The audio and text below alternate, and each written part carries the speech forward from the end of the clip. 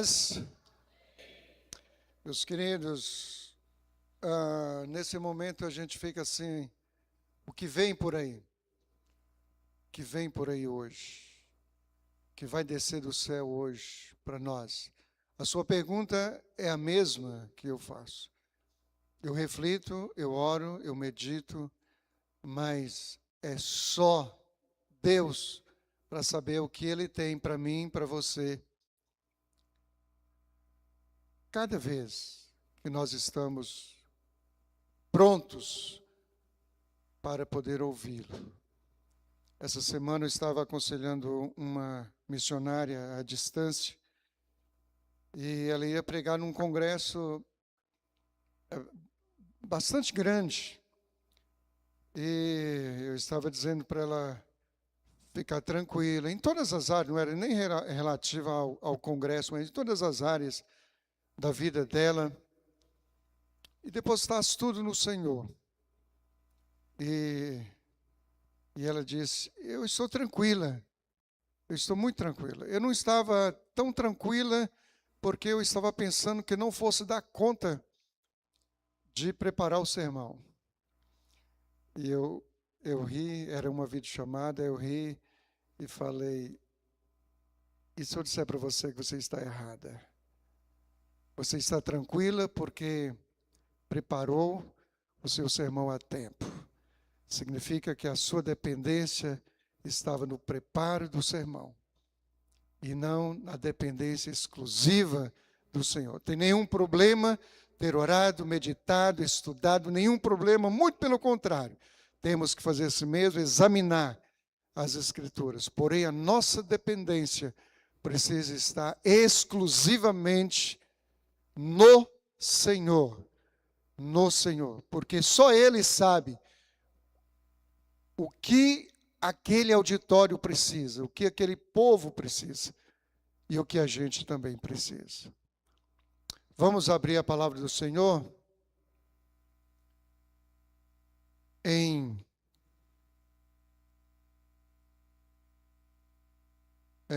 antes de eu pregar, eu gostaria que um diácono desse um pulinho aqui em cima comigo, por favor.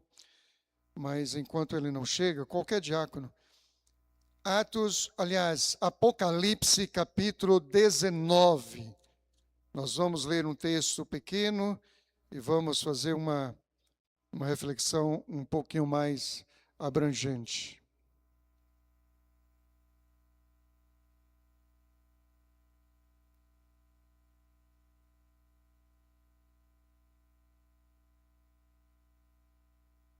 Apocalipse 19, vamos ler do verso 7 até o verso 9.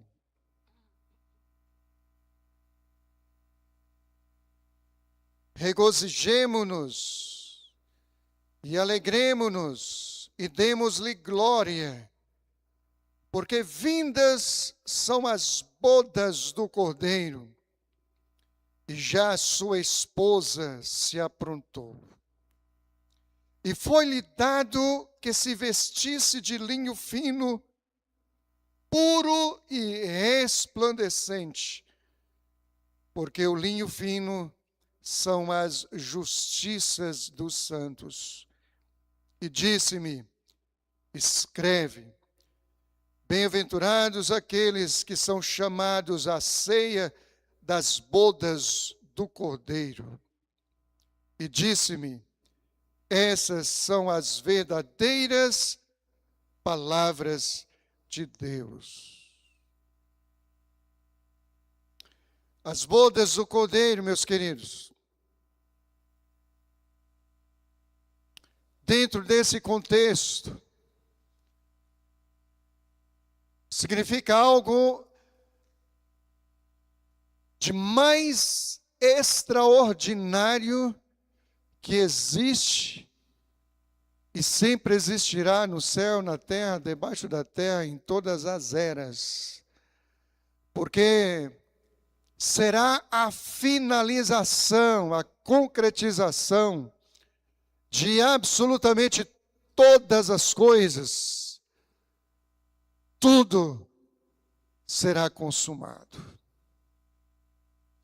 O encontro pleno, completo, definitivo e eterno do noivo com a noiva, ou seja, de Jesus com você e eu.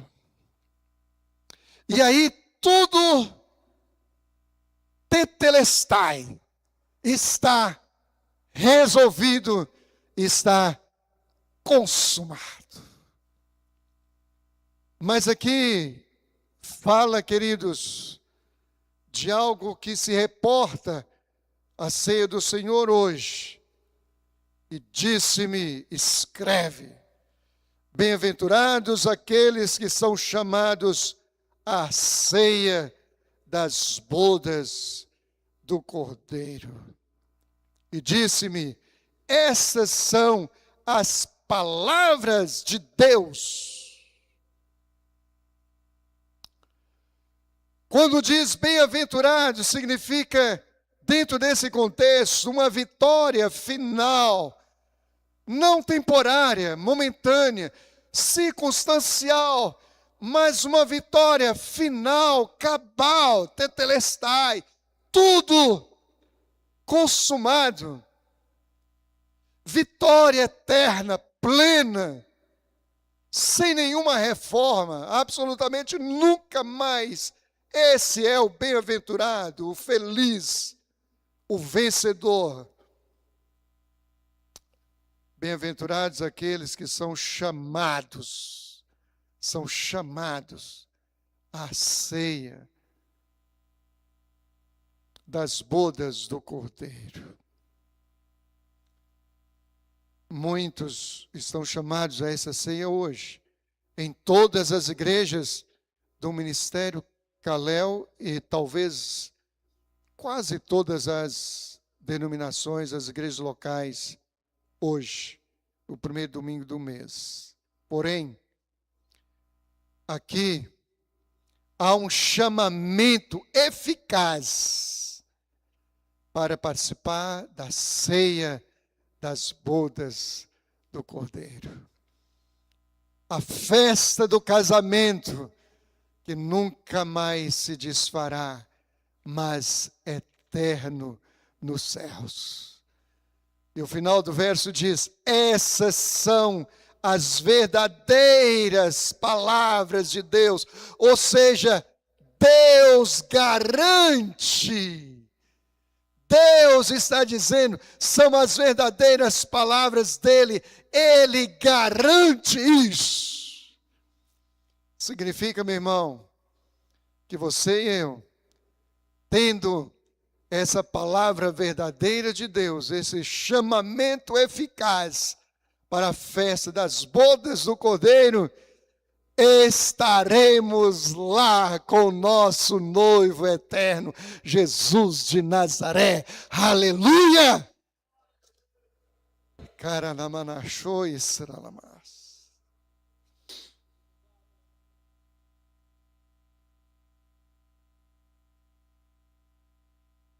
Essa ceia, queridos,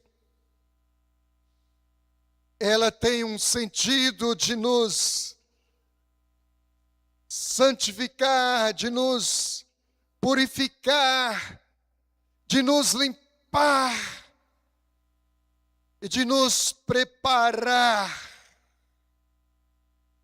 A ideia da ceia é uma reunião para melhor, nunca para pior, nos treinando, nos limpando, nos purificando para o grande encontro com o noivo na ceia das bodas do Cordeiro.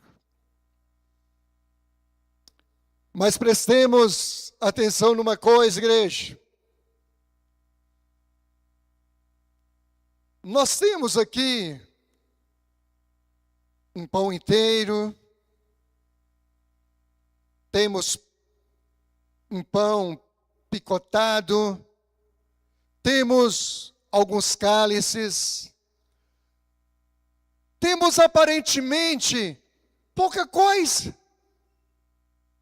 pouquíssima coisa. Talvez alguém vá levar esse pão inteiro para casa e tem liberdade para isso. E por isso, normalmente, excetuando o dia que eu esqueço, eu lavo as minhas mãos, ou pelo menos passo álcool em gel, porque se alguém quiser levar o pão, pode levar e se deliciar, está na bênção. Mas aqui, nós iremos comer um pedacinho desse tamanho. Só a igreja que ceia do Senhor, a ceia bíblica do Senhor, não é um café da manhã, não é um lanche da tarde, não é um aperitivo na hora de dormir, para simplesmente saciar o estômago. A ceia do Senhor é um banquete. Sempre é um banquete. Agora vamos sair da dimensão física, da pequenez desse aspecto físico, para uma dimensão espiritual. Não estamos diante de um lanchinho, nós estamos diante de um banquete espiritual. E entendamos uma coisa, igreja, que o banquete que a gente prepara, que a gente faz, que a gente elabora, tem um sentido simplesmente extraordinário. Até os nossos comuns em casa. Faço um grande banquete.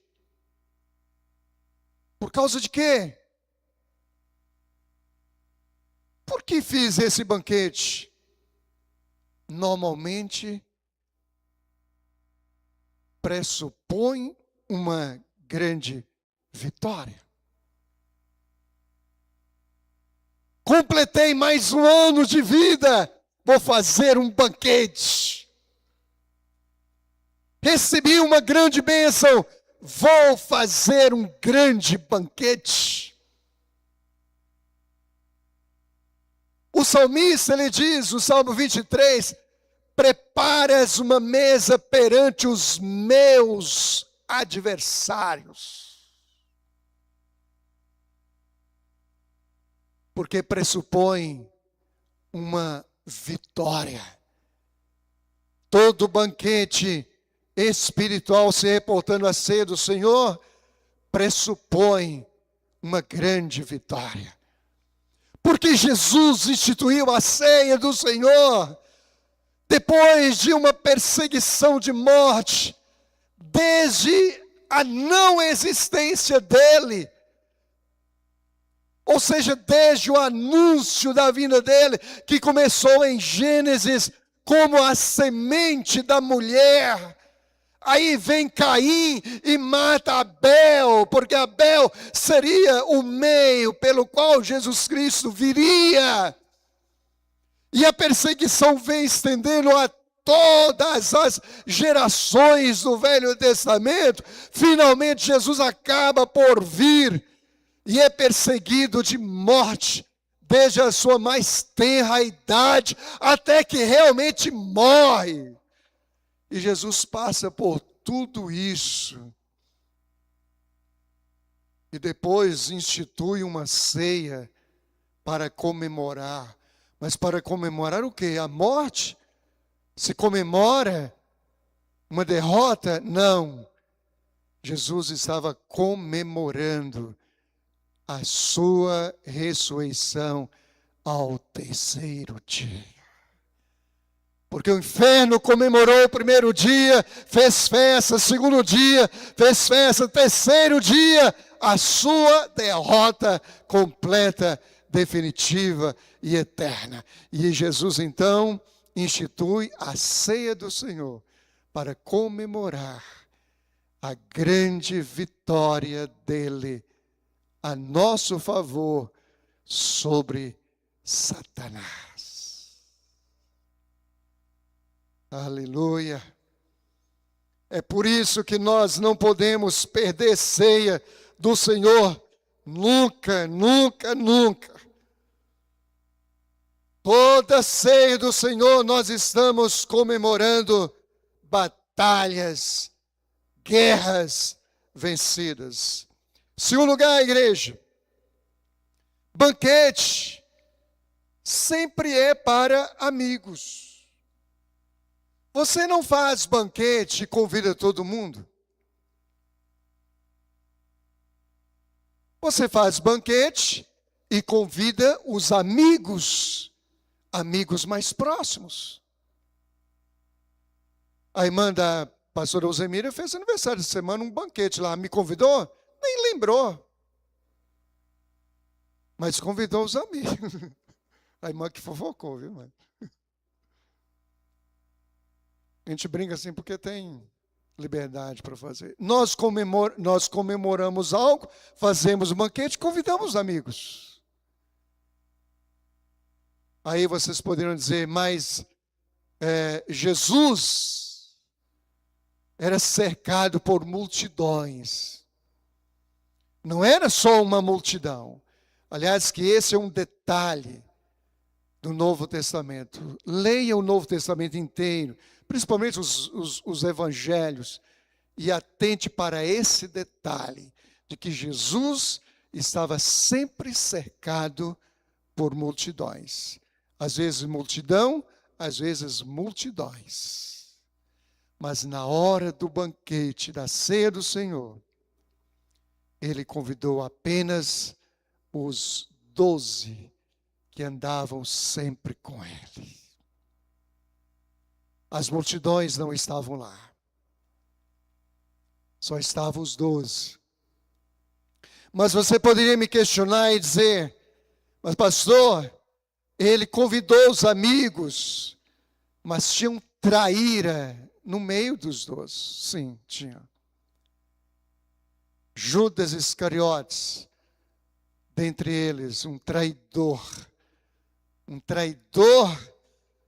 dos mais cruéis que se possa imaginar, porque traiu Jesus com um dos gestos, se não o gesto mais de expressão de maior carinho e amor que se possa imaginar, que é o beijo. Traiu Jesus. Ele estava lá também. Só, queridos, que é possível que na ceia do Senhor, quando somos todos convidados, é possível que algum de nós, e quando falo algum de nós, é a igreja de Jesus na face da terra. É possível que alguém esteja ali convidado, mas não é amigo de Jesus. Amigo de Jesus é aquele que faz o que Jesus manda. E é possível que alguém esteja ali intencionado a participar da ceia do Senhor e não está voltado a fazer aquilo que Jesus manda. É possível que isso aconteça nas nossas limitações humanas, nas nossas limitações espirituais. Isso é possível também. Mas a ceia do Senhor é para os amigos. Isso significa uma coisa muito extraordinária. É que se eu estou aqui, se você está aqui, se nós estamos aqui, é que nós tivemos o enorme privilégio de termos sido convidados a participar da grande ceia do Senhor. Terceiro lugar, igreja, essa ceia Conforme lemos em Apocalipse, essa ceia está bem descrita ali em 1 Coríntios capítulo 11. Essa ceia, ela está apontando para a grande ceia das bodas do Cordeiro, do encontro, conforme já disse, eterno, definitivo, pleno, perfeito, com o Senhor Jesus, com o noivo. É o protótipo, porque até, como já disse, ela está nos instruindo, nos ensinando, nos direcionando em como nos limpar, como nos santificar, como nos purificar, porque afinal é o sangue de Jesus,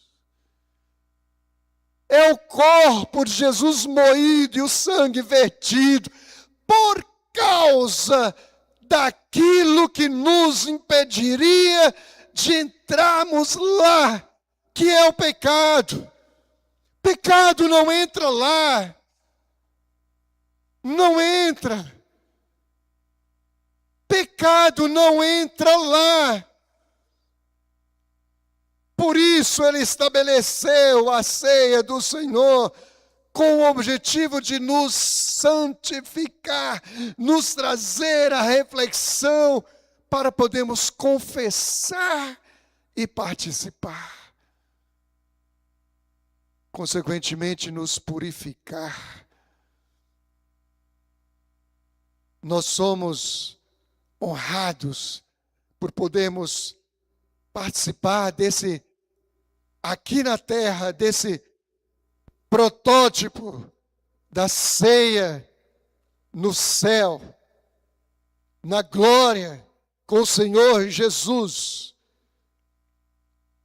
Então, se eu participo, depois de um autoexame profundo de temor e tremor diante de Deus, eu entendo que posso participar dignamente da ceia do Senhor.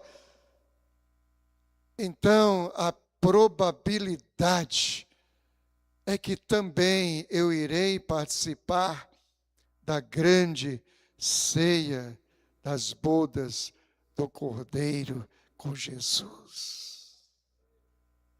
Isso é por misericórdia e graça dele.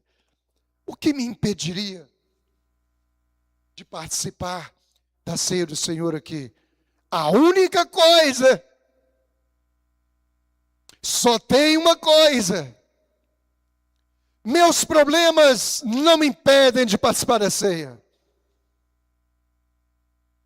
Minha escassez de dinheiro não me impede de participar da ceia. Uma enfermidade não me impede de participar da ceia.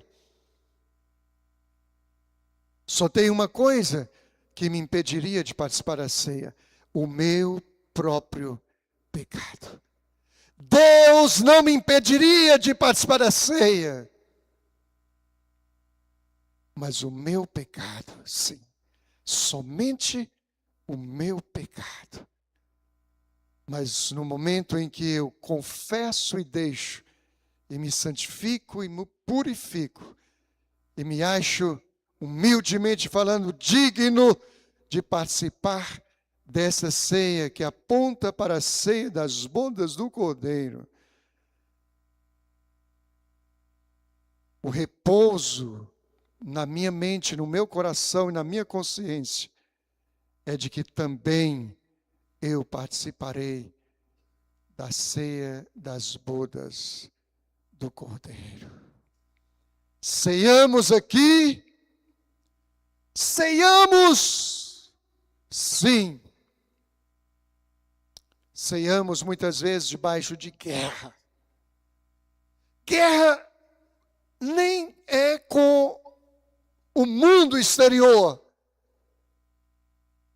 mas dentro de nós mesmos, lutando contra a nossa própria inclinação pecaminosa, a chamada concupiscência da carne, a inclinação para o pecado.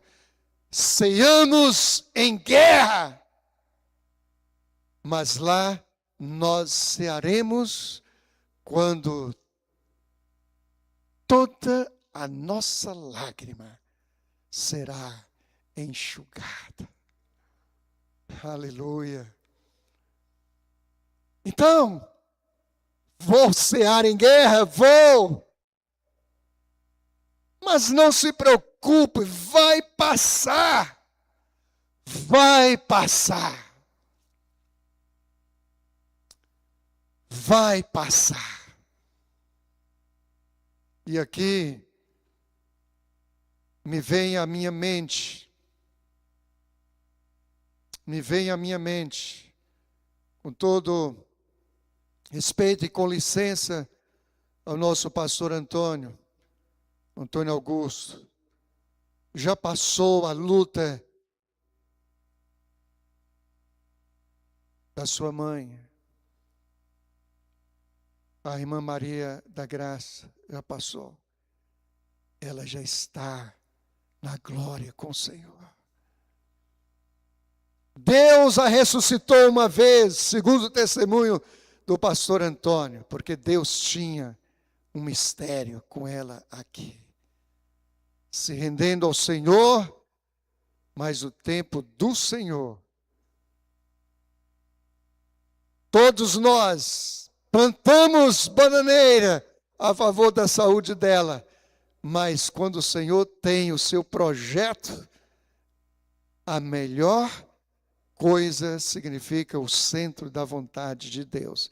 E ela já está lá, participando da ceia do Senhor, sem lágrimas, sem dores, sem sofrimentos, sem angústias, sem nada, só alegrias na presença eterna e definitiva do Senhor. Ceia do Senhor, igreja, é tempo de meditação, é tempo de reflexão. Eu vou aproveitar para dizer uma coisa para a igreja. Se por acaso, motivo de força maior,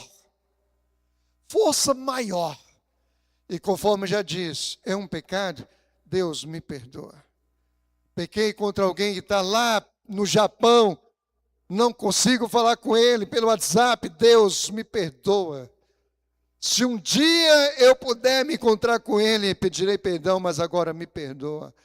Mas irei participar da ceia do Senhor.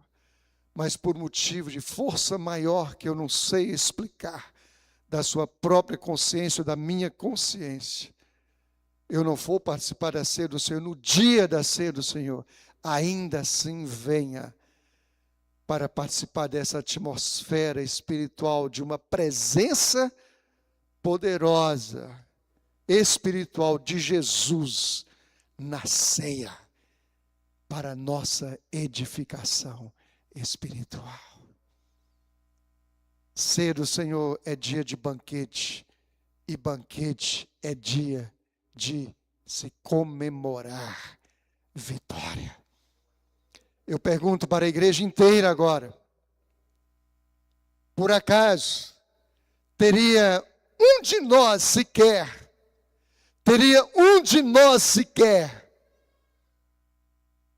que não teria hoje,